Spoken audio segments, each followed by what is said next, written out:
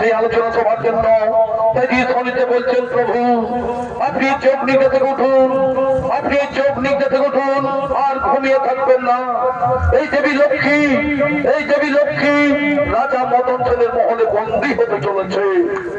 এই দেবী লক্ষ্মী রাজা মদন সেনের মহলে বন্দী হতে চলেছে।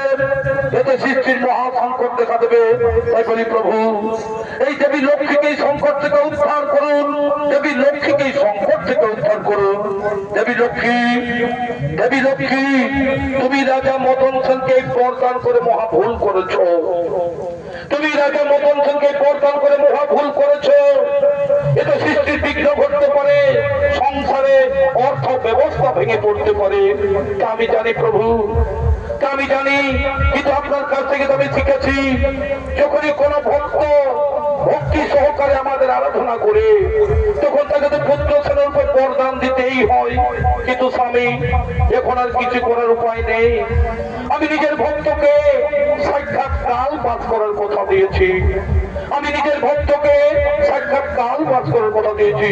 প্রভু আপনি তো জানেন, আপনি তো জানেন এই মা লক্ষ্মী রাজা মদন সেনকে যে বরদান করেছে, এই মা লক্ষ্মী রাজা মদন সেনকে যে বরদান করেছেন তার পরিমাণ ঘাতক হয়ে উঠতে পারে।